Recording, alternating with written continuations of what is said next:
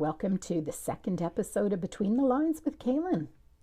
This is where I read pieces of my book and then pull back the curtain a little.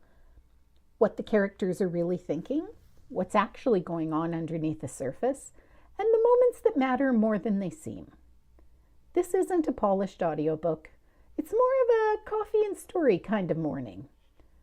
So I might pause, laugh, or share a few thoughts as we go. Today we're diving into the next part of the story. So grab your coffee, get comfortable, and let's dive in. This is the Emerson Grove Series, as it was always meant to be heard. Today we're stepping into a toxic workplace dynamic, a character who thinks he's untouchable, and the exact moment that everything starts to fall apart. I pace in my office, staring at my phone as his voice comes through the speaker. The advertising contract is going to another agency. Fuck! My old man is going to kill me. Heat prickles down my spine and I hate how sweaty my back feels. How could I have been so wrong? I thought the Anderson agency was a shoo-in.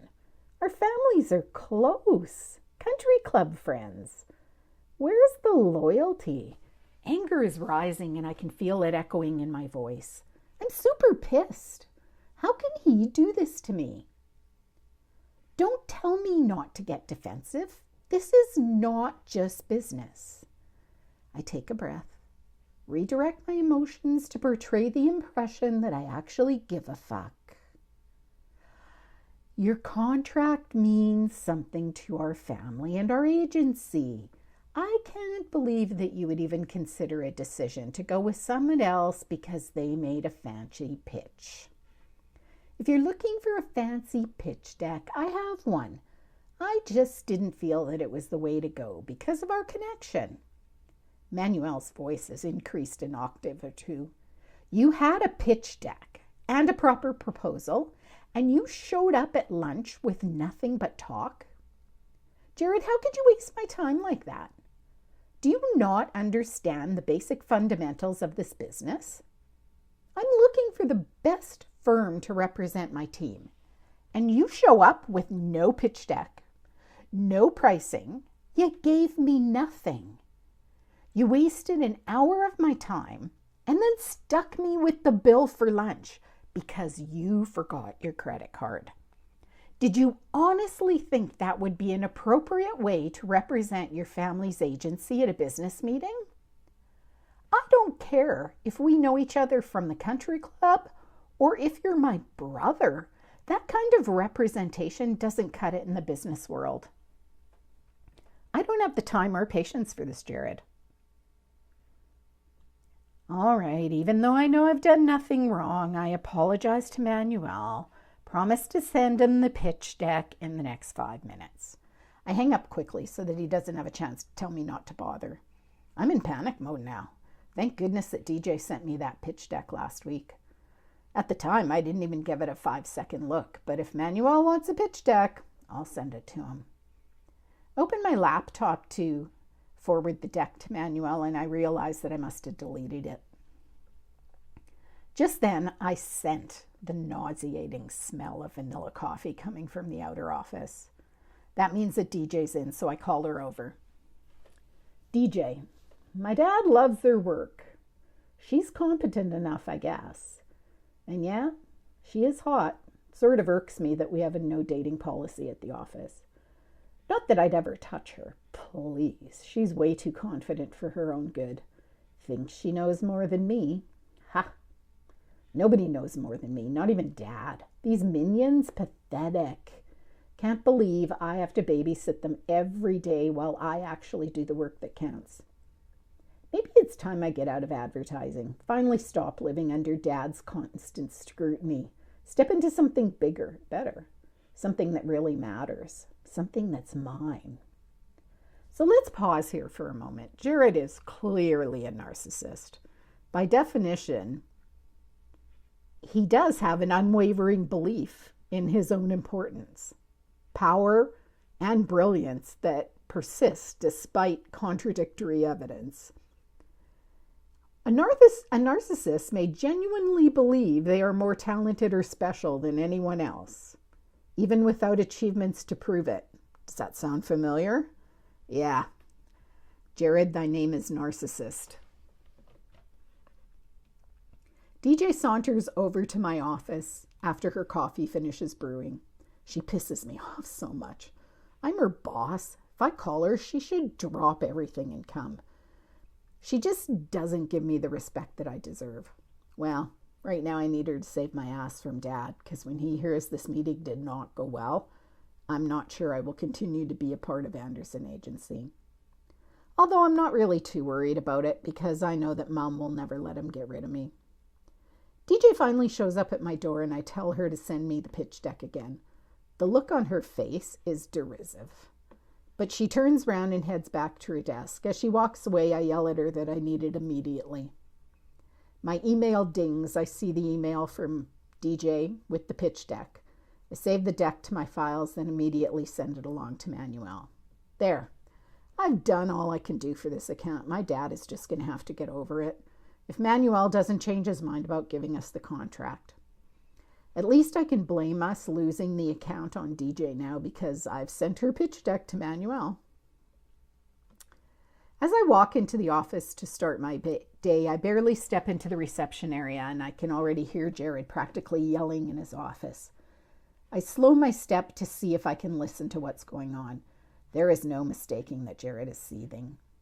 There is no preparing me for the words that I hear next. What do you mean we didn't get the contract? My stomach drops. Oh my God. I hope he's not speaking to Manuel. Jared's voice goes quiet and I don't catch the words. Then I can hear someone speaking very sternly to him. Oh no. I can hear a male voice and he sounds pissed. Is that Manuel? I slow my step even further and move closer to Jared's office. His back is to the door and he is pacing. I can hear Manuel say that basically Jared gave him no pitch or proposal at lunch yesterday. And oh my God, he stiffed him with the bill too. This is not good. Jared is going to be furious and somehow turn this around on me. He loves to throw me under the bus for things that I had no involvement in. I quicken my pace and head over to my desk. Coffee time. I grab a vanilla pod from my desk drawer and walk over to Carl so he can start my day off perfectly flavored with vanilla. As I wait for Carl to provide me some sanity to face this obviously insane start to my day, I hear Jared bellow for me to come to his office. Yep, well, fuck him. He can wait until Carl is done brewing. As I saunter over to Jared's office, I put on my best sneer smile and pleasantly wish him a good morning. He growls at me and demands that I send him my pitch deck again for the Gold Hearts account. He dismisses me abruptly, so I know better than to try to ask how his meeting went with Manuel. I go to my desk, pull out my laptop, and open my files. Sipping my coffee and not really paying attention, I click on a copy of my pitch deck and resend it to him. A second after I hit send, I realize, I sent him the one that I had watermarked with my creative signature. I think about resending another copy and then decide not to bother. He's likely not even going to open it up. I take another sip of my vanilla lusciousness and ease into my day. The reality of Jared's conversation with Manuel is starting to hit me. I worked so hard on that pitch for the Gold Hearts. I had some really good ideas. I hate that we lost this account. And I think I hate Jared even more.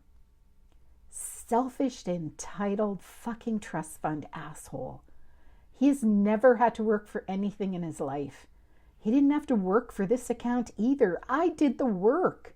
He just had to present the idea to Manuel. But he was too fucking lazy to even do that. I really need to find another job. I am underutilized, underappreciated, and not valued.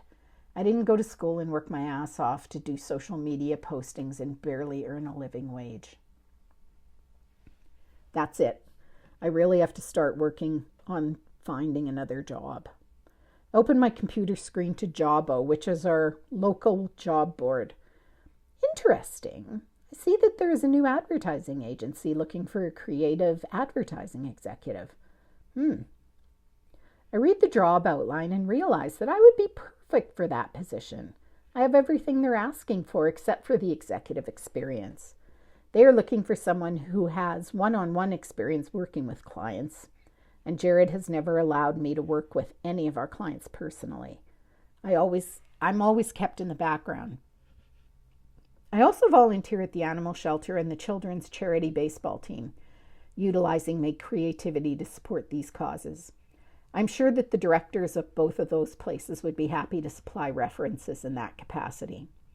Woohoo! I'm super excited, and I bring out my resume to polish it up and send it off. Fingers crossed that I get an interview and get out of this shithole. I close my resume and look at upcoming assignments, and suddenly I can hear raised voices. My ears perk up. I am currently the only one in the office not from the Anderson family. So, family spat it is. They happen often in the office. This family has no boundaries. They bring their personal shit to the office and they talk about it openly. Mr. and Mrs. Anderson are well known for their heated discussions about money and social improprieties. Mr. Anderson is a nice man, but unfortunately he's married to a woman who loves to spend his money and spend her nights with other men. Then I hear Jared's whiny voice. Fuck. Has Mr. Anderson already heard about the Gold Hearts account? This won't be good. Then I hear Jared's voice and my name.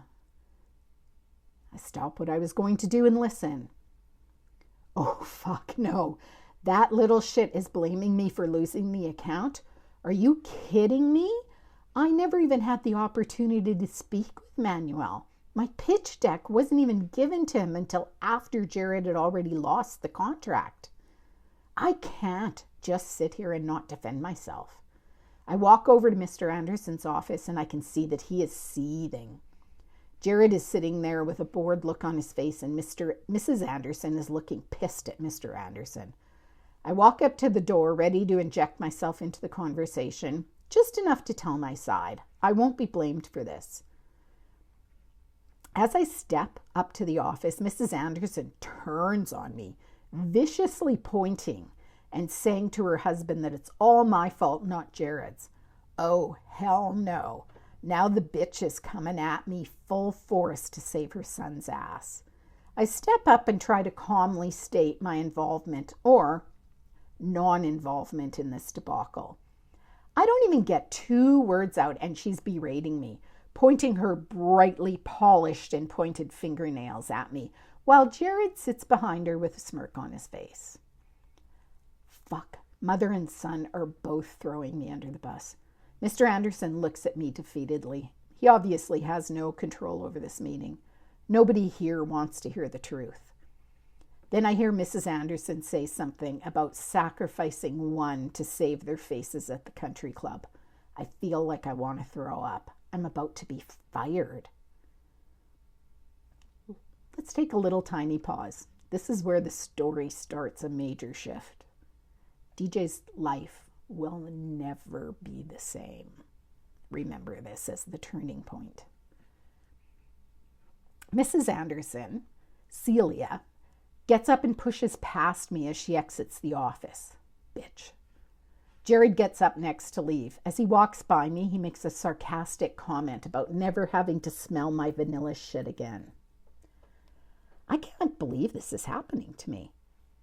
I am fighting my emotions right now. I will walk out of here with my head held high. Mr. Anderson invites me into the office to have a seat, but I refuse. I look him in the eye, and he seems as upset as I am.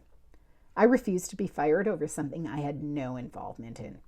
I look at Mr. Anderson, and involuntarily, my mouth opens, and I say 2 words that are about to change my life. I quit. Mr. Anderson looks shocked and asks me if I want to elaborate, and I tell him no. Why bother? His wife has just been the judge and executioner without giving me 2 seconds to explain anything. My emotions have gone from feeling sick to sad and now to pissed in seconds. I turn abruptly and walk to my desk to pack it up. Jared is sitting in his office with a satisfied grin on his face. He's managed to save himself for another day, but wait until he finds out how much work I do to keep things running for his clients. The laptop is mine, so I close it and put it in my bag. I keep very few personal items at the office. I open my drawer, pull out my vanilla coffee stash, and put it in my purse as well. I won't miss this shithole, but I really need a paycheck to pay rent and bills.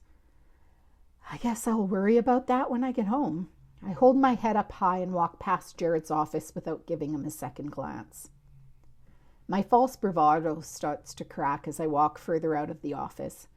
Part of me is relieved, I have to admit. I really did hate this job and the family politics. The work I did here was beneath my skill level, but it did pay the bills. I look at my phone and realize it's only 10 a.m. I'm not ready to head to my apartment and face my reality. Just yet.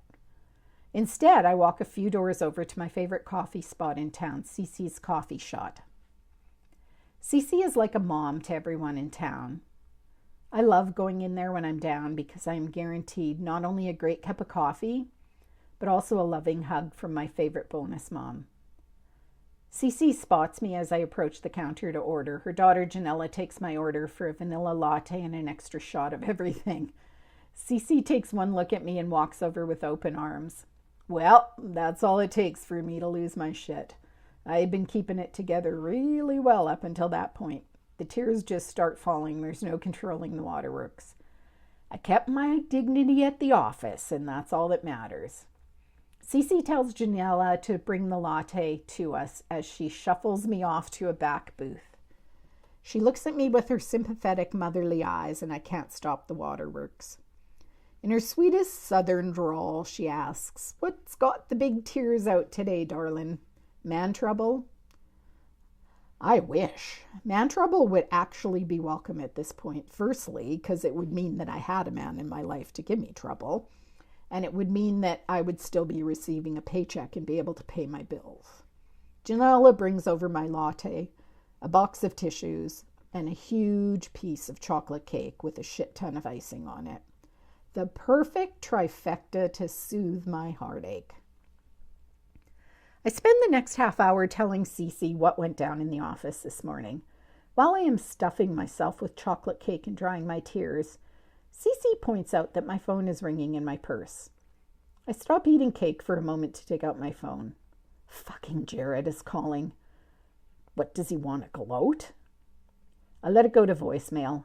A few minutes later, curiosity gets the better of me and I play the voicemail on speaker for Cece and me to hear. "Hey DJ, it's Jared. I'm just calling to make sure that you have all the social media scheduled for the Cartwright account. I know that technically you quit. But you do know that you will have to use me as a reference for your next job, so don't fuck me on the Cartwright account or you will regret it." Is he for real? He thinks he can still order me around like I still work for him. And he just threatened me. Whew, now I'm super pissed. If it was actually possible to be more pissed than I already was, that voicemail just put me past pissed and into revenge mode. I immediately pull out my laptop and log into my old work portal, and I delete every piece of work that I had done and scheduled for the Andersons. Jared, you little piece of shit, you want to threaten me? Good luck when the phone calls from angry clients start coming in approximately 30 minutes, when none of their work is getting posted to social media and the concert listings and ticket sales haven't started yet. Yep, it might be childish, but this is my last kick at Jared and his fucking bitch of a mother. Then I pick up my cell phone and block Jared's number so I can no longer get calls from him. Well, that warmed my heart a little. Revenge is good for the soul sometimes. So that's today's readings from Beginnings. Things escalated pretty quickly.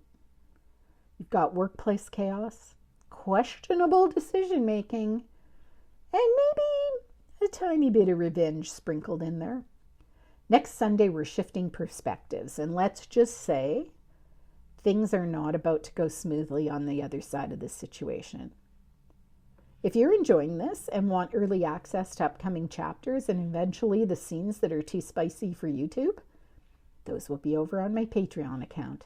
Thanks for spending part of your Sunday with me in Emerson Grove.